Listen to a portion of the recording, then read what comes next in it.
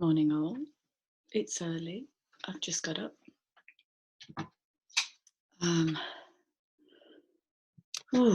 What treasures yesterday brought for anybody that watched my sharing yesterday. It had such a big impact on me and triggered a mix of awe, wonder, joy, excitement, a rising, a breakthrough, an anticipation. And with that came some really deep grief, which I can pinpoint on my timeline. So it was a specific grief.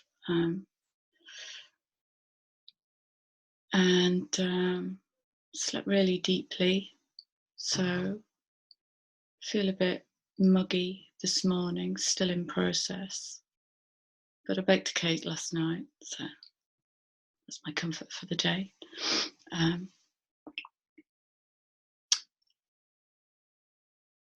But I wanted to share a couple of really beautiful pieces of work around, one was around the divine feminine or the inner feminine. I think I'm getting tired of the whole divine sacred thing.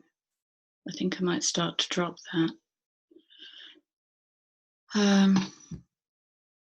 Yeah, and a piece of work I have permission to share from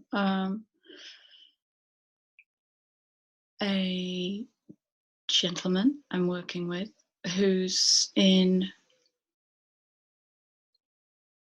the sharp end of his wedge. Get me nervous just talking about it.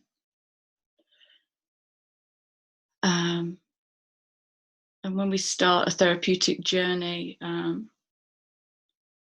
there's like a natural order to what comes up. So I'm not going to, it's like the easy bits come up first, but nothing is easy. So I don't want to undermine the potency and the sacredness of doing these inner journeys, you know. But the stuff that we can do tends to come up first until we arrive at the sharp edge, and that can come whenever. There's no set timeline for how quick I'm going to transmute my shadow. Chris Price, I found a bigger cup, so up yours.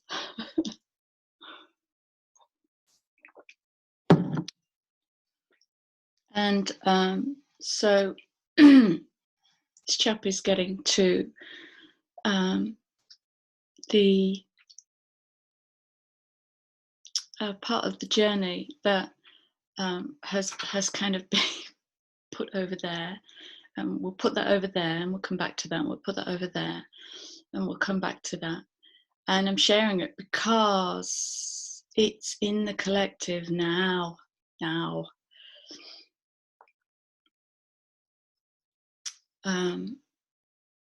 And so we did this piece of work, and he was talking about I actually haven't got the notes with me, so I'm going to do this from memory. So forgive me if it isn't word perfect, but this is the gist of it. We were into what does your heart want? What do you want inside? And the word that came up, so he'd gone into a soft space, gone into his body, into a soft space. What do you want? And he said intimacy, and just the saying of the word threw him into nervousness and shrinkingness and smallness and unworthiness and all of the, it's like the, it's like, it makes me really sad. It looks like a clod of shit that got wrapped around our intimacy, our ability to connect at the most intimate level. It's like wrapped in this heavy thing. I'm just bringing light to that.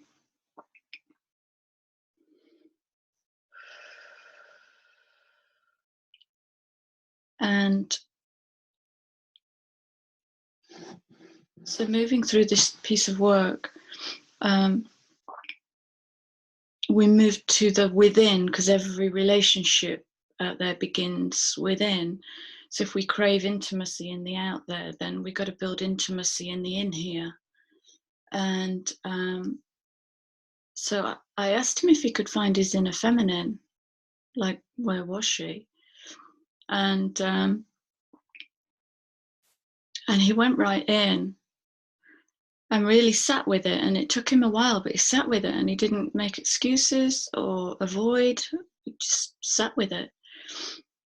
And he said, I can see her. She's a way away from me. She's standing in a meadow. And I said, which way is she facing? She's facing away. And I was guided just not to talk. And what he did was he took himself into the meadow, and he was describing the meadow, and it was really, really beautiful. And nature, and all of these connections came in just to kind of plug him into that. And he walked up behind her and gently took her hand. And then his emotions started to come. It was so beautiful. It was so beautiful. And he was tearing up, and my heart exploded. Masculine finds his feminine. Wow. So, and that's the beginning. It's the beginning of his deep, intimate connection with self.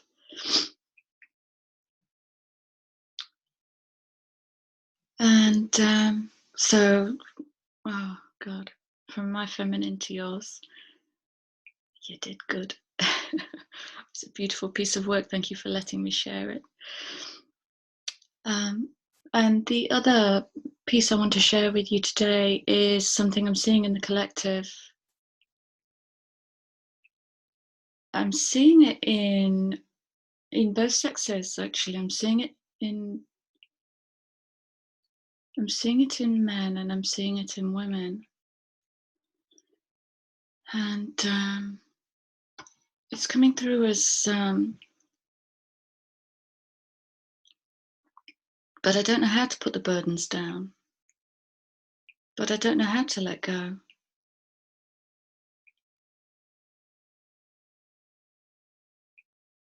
I actually said to a client recently, if you and I were sitting in a bar getting pissed, I would ask you please to stop trying so fucking hard because you're exhausting me. And I saw myself in that. I saw my younger self, my younger self in that, and the trying so hard to be this something that I absolutely wasn't. To be this shiny, capable, able, together, strong, young woman. And I wasn't. I was a mess when I was moving into, this beautiful being who I love. I was a mess. I don't think I even liked myself or knew myself.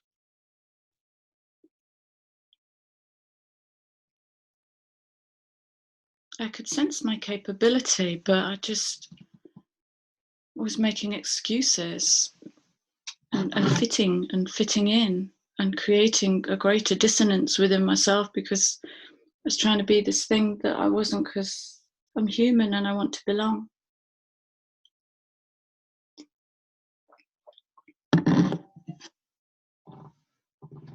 And so I'm really noticing words in the system like strong. My son said to me a few years ago, he's a very wise young man, he said, men have got it all wrong, Mum. Our greatest strength is our weakness. Our greatest weakness is our strength.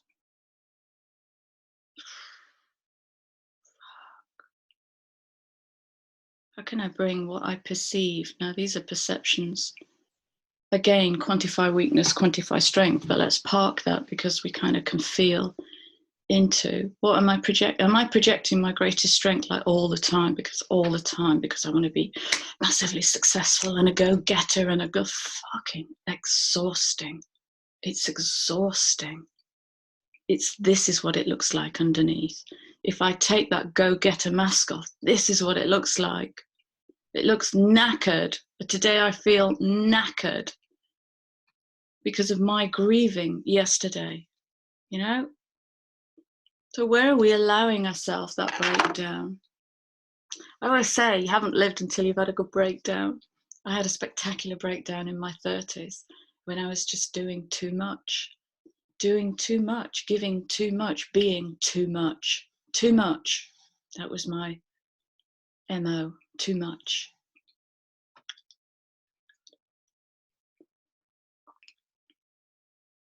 And what I needed the most then was for someone to just come and put a hand on my back and say, will you breathe?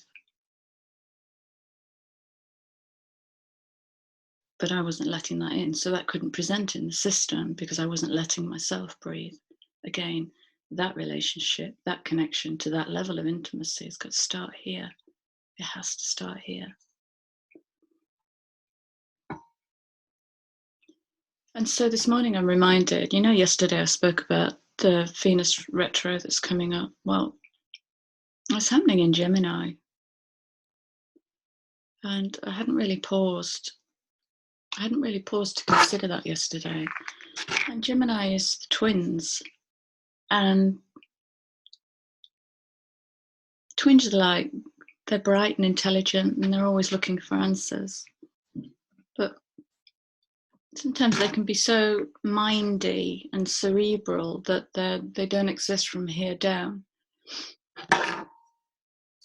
And the twins, the Gemini, can often represent duplicitous energy.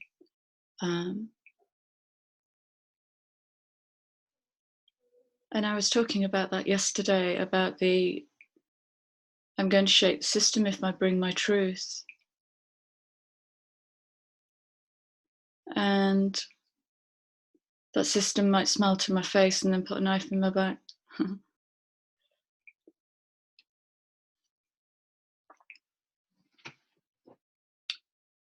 And it's interesting also yesterday that I got my first thumbs down. Doesn't that say it all? So there was something I wasn't feeding for another person, so I got the thumbs down. And it's an assumption, but that looks like I've shaken the ground of codependency. So you can't feed. I haven't fed you today.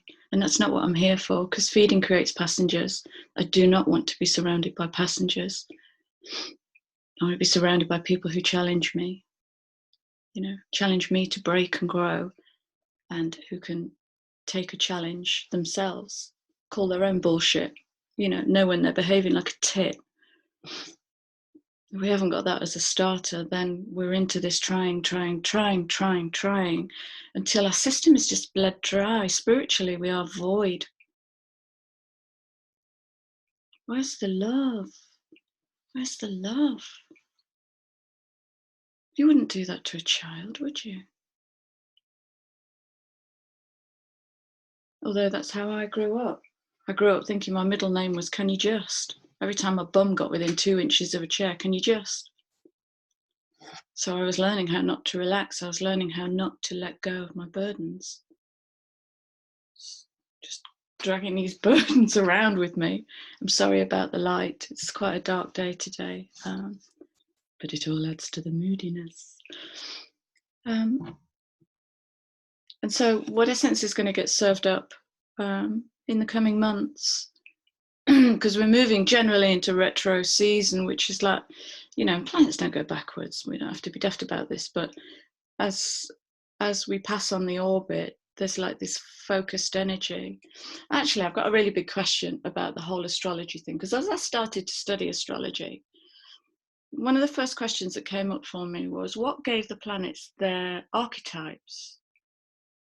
So why is Jupiter the benefic, expansive planet? And why is Saturn the mean, constricting planet? Why? I don't know. And because the mind makes it real, I have a really big question about, what if I sit with one of the less benefic planets? I don't know, we've got to have balance. But what if I sit with one of the less benefic planets and start pouring new program into it? Because my mind makes it real. My mind created all of this. My mind gathers my soul family and beautiful things. My mind makes it real, because that's what I'm the architect, that's what I'm building. So I wonder if we can reprogram the planets, because, you know, to have a planet named after plutonium. Are we past that now? Are we moving into a new age? Will that allow more love to rise? Well, I don't know. I don't know. So yeah, our duplicitousness. We're back to that card, aren't we? We reveal. Take the mask off. Take the mask off. What's underneath? Can you look hard, deeply, intimately, lovingly, passionately into the eyes of your own soul? Can you do that? Because that's all that's left. When all of this crumbles, that's all that's left.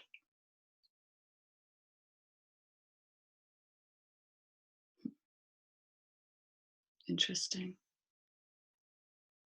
It might be really uncomfortable. It might be really uncomfortable for some people.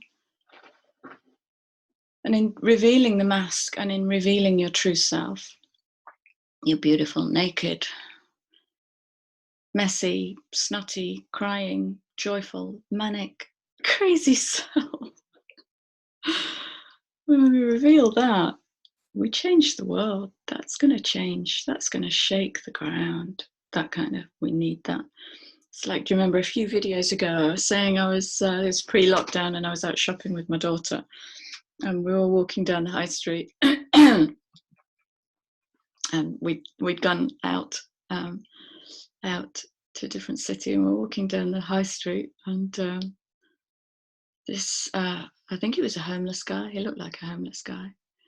Was striding, you know, there's nothing shy about this guy. He was striding down the high street. I think it was in Lincoln. It might have been in hometown, doesn't matter. And he had his sleeping bag unzipped and held with a safety pin here. So it was like a cape, and he was striding. This cape was billowing out behind him. And he was talking, he could have been talking in tongues. It was so difficult to understand him. He had a very deep, gruff voice, and he meant it. Whatever he was saying, he meant. And I said to my daughter, that's what we need in the world. We need more of that in the world. I said, because right now, here now, I'm wide awake and I'm paying attention. And it snapped me out of my asleepness. I didn't even realize in that moment I was in a moment of asleepness. But suddenly all my attention was on this human being who was in his crazy, he was in his power, he was magnificent. His energy was volcanic and unpredictable. I didn't know what he was going to do. Love it. Love it. Makes me feel nervous. It's a good feeling. It's a good feeling. So,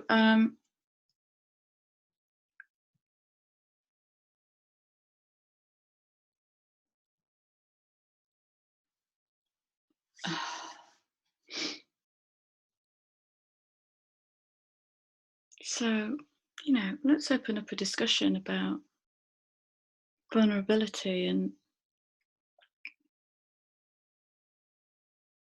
let's really peer into the soul of, when I've opened myself up before. Where's my tissue gone? When I've opened myself up before, it hasn't worked. And people come in and they take advantage of me. I'm sorry, I thought, bear with me.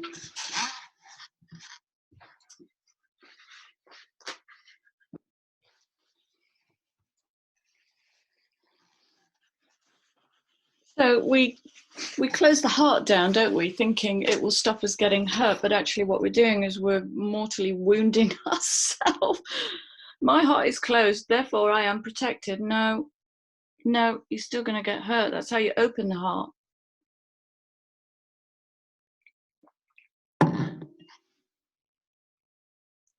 As you give in, it's that energy. Surrender. If somebody's wounding you, surrender to it. Let it move you. Let it change you.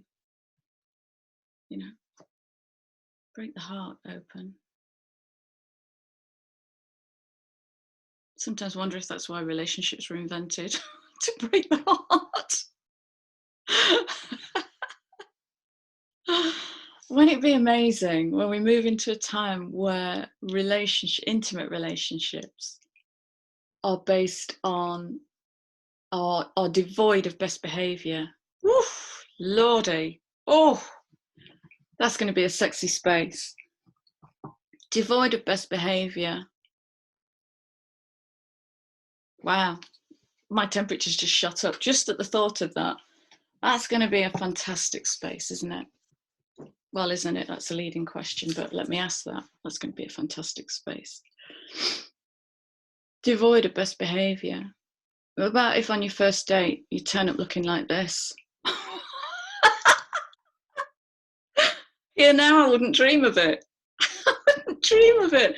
Oh, but I'd love to, because that would bypass, you know, the aesthetic diversion. The aesthetic diversion causes all of these projections to trigger. You know, I call it the projecting hand. So what we do is we project actually what we desire onto another, and it makes it look like they have what we need. This is the illusion around intimate relationships. It's just projection.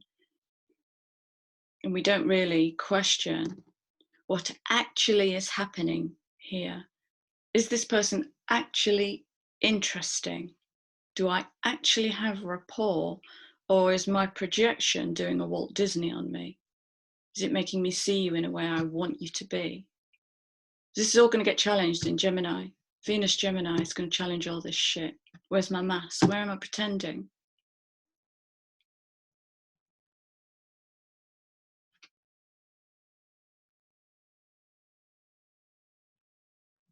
It isn't going to be dull.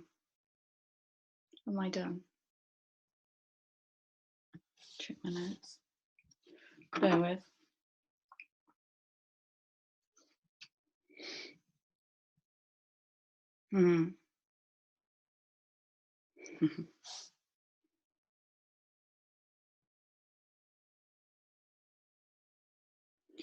Yeah.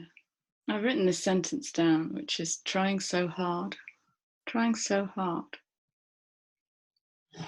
to be fit, to exercise regularly. To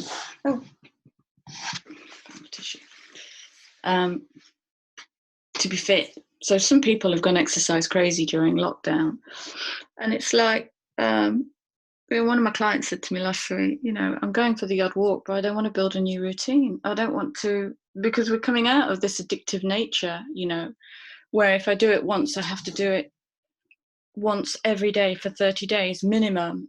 And I do that so I can fail, then I can shame myself and feel inadequate. So yeah, beware the routine, beware the time fillers. To be fit, to be strong, to be a winner. Do you remember I talked yesterday about I want to be the best? What does that mean? To be a winner, to be physically pleasing, always pleasing. It's the pleasing thing, isn't it? A long time ago, in fact, a while ago, I used to write poetry, a lot of trauma poetry. And when I was doing my really deep work, the black work, the black cauldron, and I wrote a poem called Battlecoat. And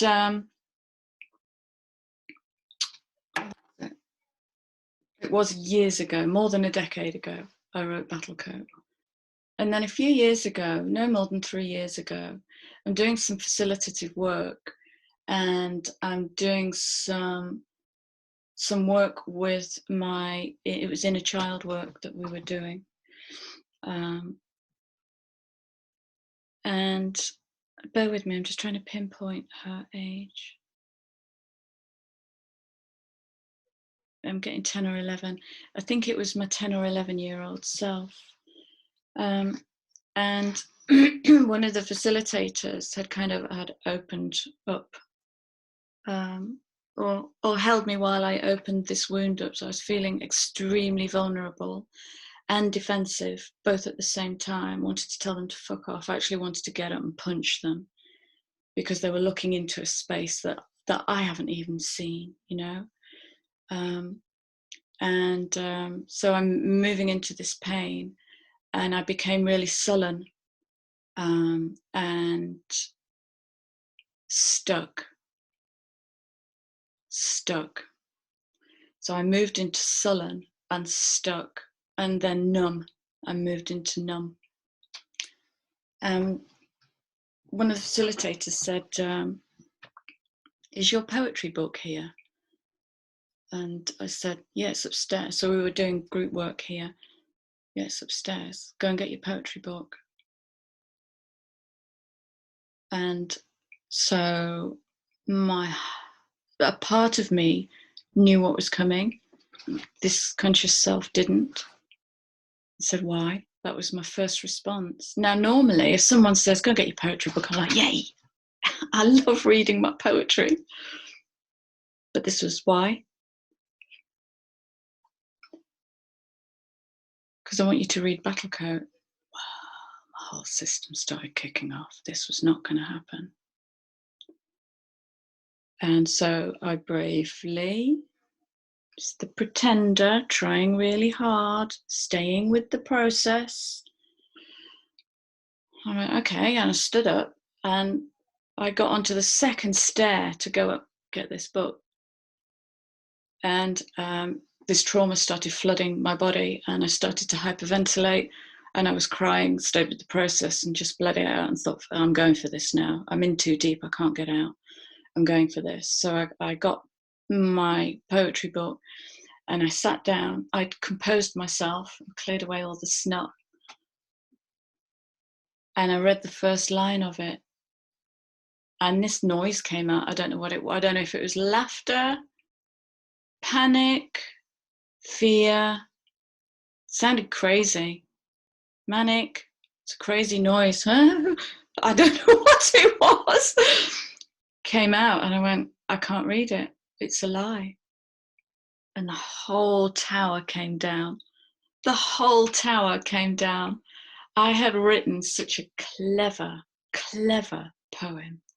So I looked shit hot. So I looked like the wounded soldier who stood up on the battlefield and marched off unharmed. It's a very clever poem. It's a very healing poem. And both are true. But it's very clever because what I don't show in that poem is the wound.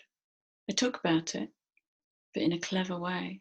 So I'd built a cage that we named Wisdom on that day. So this was, it was and it wasn't. It was a manipulative wisdom. It was a cage. So I never had to have that part of me seen, that deeply wounded child seen. It was utterly exhausting. But it's great because I can read Battlecoat through her eyes, and I can get into the tenderness of it and the woundingness of it, and I can feel everything that she was holding that didn't belong to her, and all that ancestral stuff, you know. So, and I guess I'm sharing this with you because it's going to be on the horizon, you know, for anybody that's capable of feeling on whatever level it comes to greet you. Greet it, because the child is rising. You know, the child is rising. What I moved into grief with yesterday was a letting go. It was a letting go. I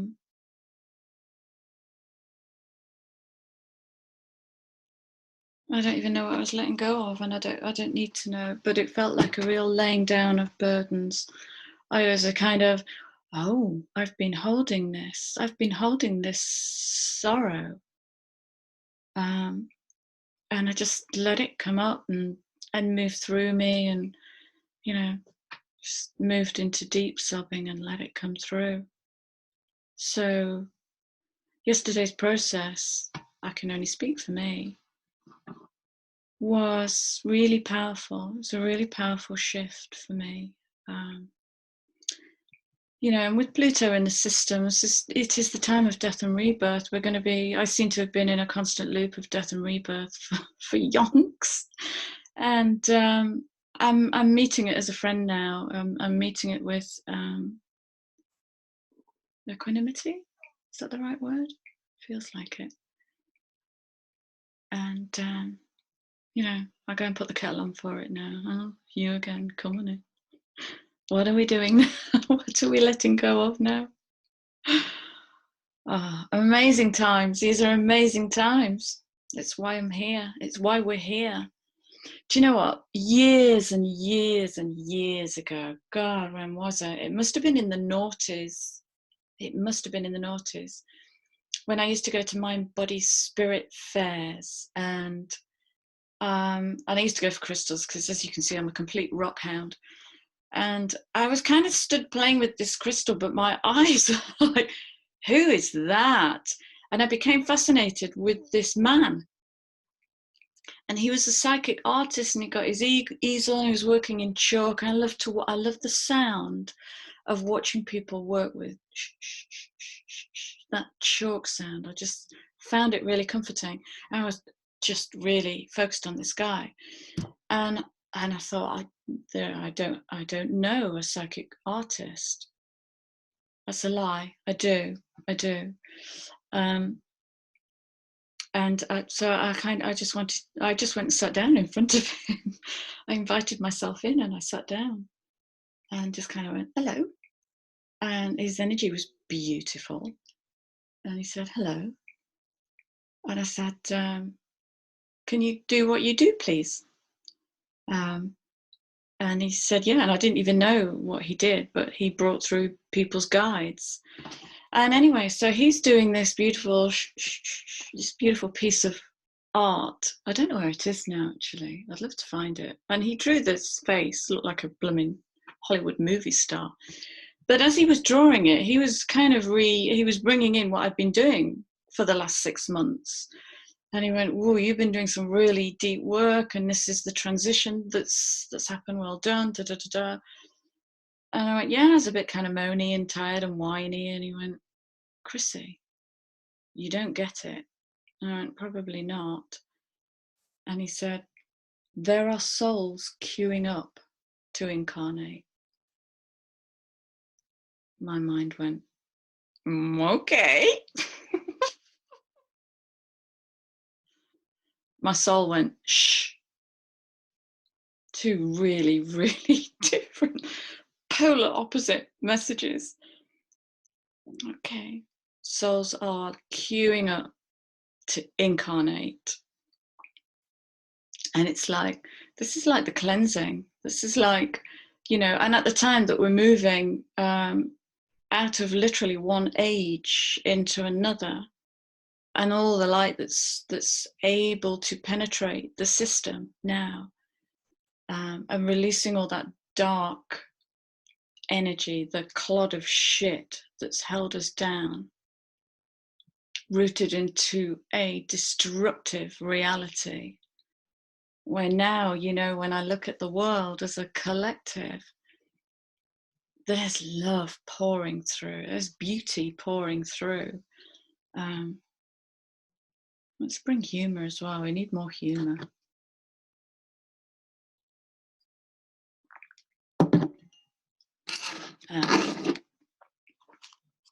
So I've ordered a couple of new decks of cards, which I kind of hope, I know it's quite early in the morning, I kind of hope they'd be here by now. They're coming today, so that we can play with new cards. But I'm going to try these. It's a tarot deck, and I don't work in public with tarot, but these are like the most super simple tarot cards. 10 of Cups. Ten of Cups, how beautiful. What a lovely, lovely accidental card. This is, Ten of Cups is like relationship perfection. This is like the perfect friend, the perfect partner.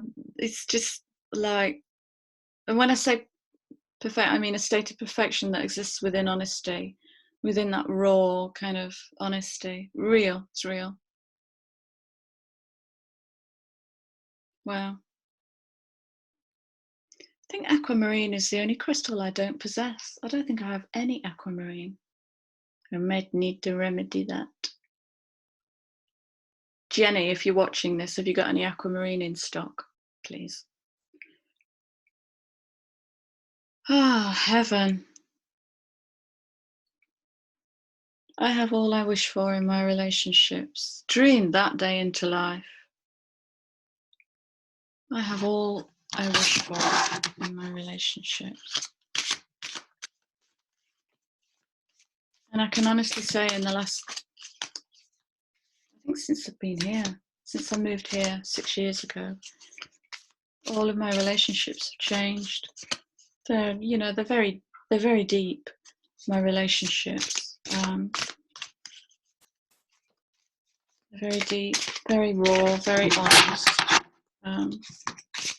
facilitative, transformative. They're gorgeous, beautiful soul relationships. There's nothing else that wants to come out that day. Right, who wants to come in? What do you want? What shall I leave you with? Moving through the energy. Something about moving through the energy. What's going to help? What's going to help? Oh, crikey. What's going to help us to move through the energy? It's like I'm seeing this kind of, if you imagine a pipe and there's like this pinch point in the middle. So we move through into this retro season, because we might meet it with a bit of resistance or stubborn defiance. It might not feel good. I feel amazing. I'm not defining this.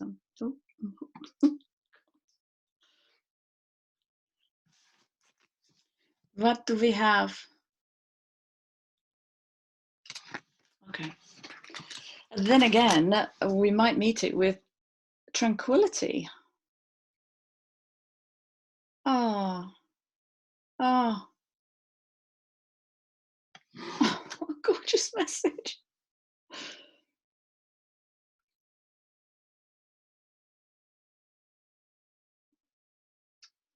Trust, trust,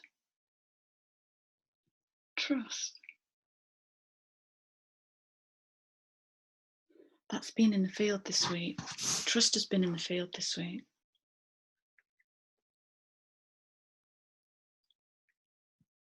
See, the thing is, Chrissy, I don't trust anyone.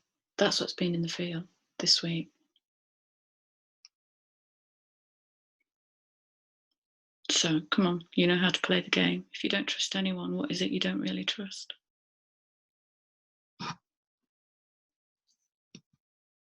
All relationship begins within. This is my primary relationship.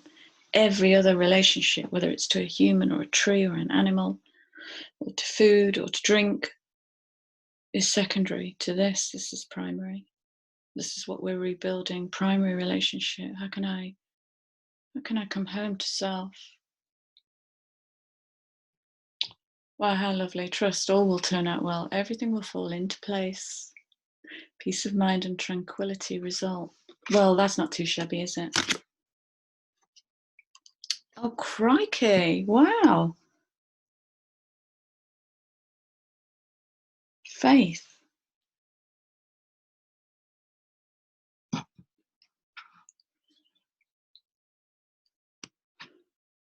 There are no obstacles in your way. Follow your heart. What does your heart want? The path is safe. The way ahead clear. Have faith. Well, well, wow. These are beautiful messages. There are no obstacles. to you creating intimate connection with yourself, bringing those two Gemini counterparts together. You know, and like the first piece I talked about, where the client did the work with his inner feminine, go in. I tuned into my inner masculine the other day, and he sat on his throne with his legs crossed, just going, yeah, I'm waiting. This is when we were in the pause. I'm waiting. He looked very comfortable. So yeah, what if there were no obstacles in the way to creating that level of intimacy with self, that level of connection, divine connection? Oh, flipping heck, these are amazing.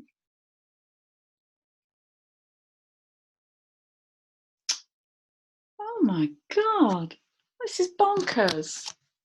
This is bonkers. Okay, you ready? There is hope. Don't give up now. Have faith. Trust. The forces of love are at work behind the scenes. I've heard this 5 or 6 times. There's lots of supporting energy coming into the field. Expect a joyous and positive outcome.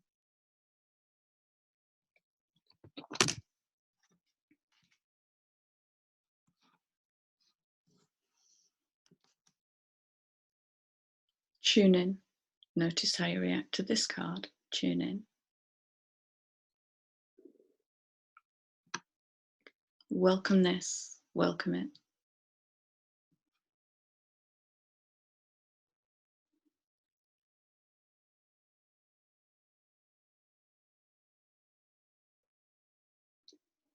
There is nothing sadder than looking back on some part of your life with regret, wondering what you could have done but did not.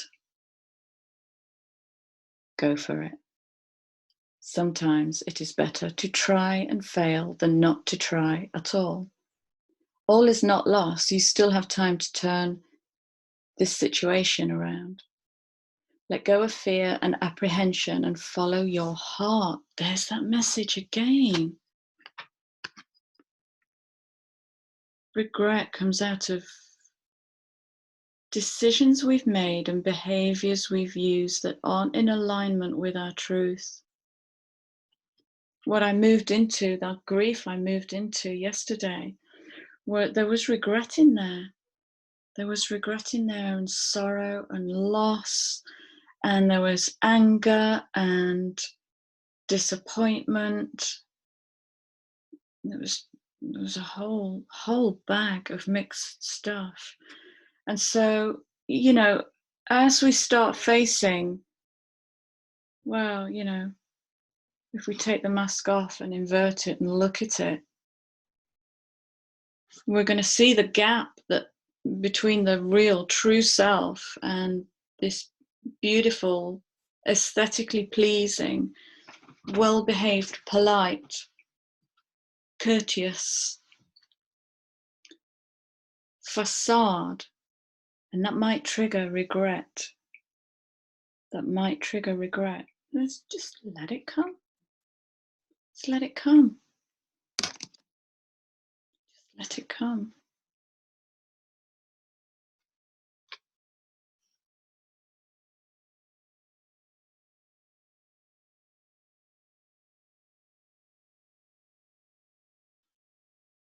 Sacred knowledge.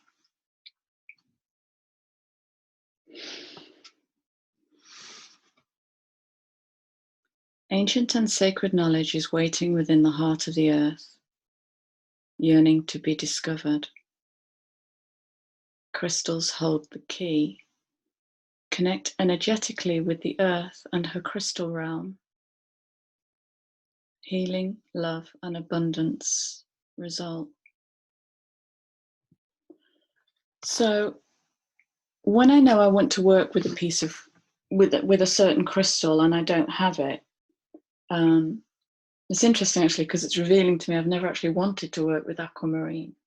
So let's imagine, so I don't have any aquamarine. Let's imagine this day comes and I know I have to work with aquamarine energy today. If I don't have it, I can connect into the grid of aquamarine. Okay. And if you've, I remember once when somebody fairly new came into my life, a new friend. This is about 11 years ago, and we're still friends now. She's a cool chick, fellow therapist, and she's very skeptical, highly gifted, clearly. I mean, she may as well have had it written on her forehead, but in a bit of denial. And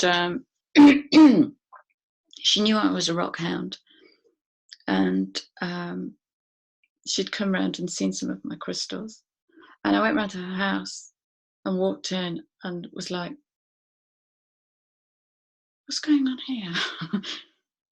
She'd got some, I described them as temple crystals. These were like massive crystals. And I said, you like crystals? And she went, no, I just buy them because they're beautiful. I don't get anything from them. And I hate amethyst. Okay, let's just check that. So you hate amethyst, but you don't get anything from crystals. Well, you know, what's that? So bless her, she's a therapist, so she just went straight into process with it. And I said, right, you and me, we're going to the Rock and Gem show, the next one that yada yada, and we did. And we were stood at one of the crystal stands, and her eyes went straight to this crystal, and she looked at me and she went, oh, that one's nice, isn't it? I said, are you asking me or telling me? Oh, I don't know. I should pick it up, shouldn't I? I said, well, pick it up. There's no should about it. So she picked it up. And she went, oh, I'm not getting it. I said, will you stop talking a minute? I said, say hello. Say hello. We use quartz to regulate watches. It has a pulse. And then she started channeling. It was beautiful. All of this information was coming out of the crystal. And it was for her. It was for her. It was guidance about a little something that was coming in. So yes, crystals do hold information, or they connect into the crystal grid that we have, because we have crystals in the brain. And I don't care how they work. I know that they do, unquestioningly and unfailingly. So that's an interesting last card, isn't it, to connect in to. When I was studying numerology, I studied the 4 kingdoms, and the first kingdom is the geological kingdom, the crystal kingdom. I would absolutely love to go to a crystal cave. You know those crystal caves that have got like 200-foot quartz points? Oh my God, I would just love to go there. My hard hat and my climbing gear. Oh God, that'd be heaven. Anyway, I'm rambling on. You see, you got me onto crystals and I started rambling. So, I mean, okay, well, we can put that to aside, sacred knowledge. And sacred knowledge will start to come up as we just move into deeper and deeper and deeper softness. Because that gets squashed because we're busy in the busyness, busy in the busyness. Positive outcomes. Meet regret with love. Have faith. Have faith.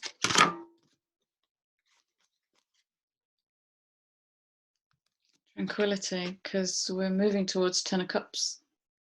We're moving towards beautifully balanced relationships. Cup, heart,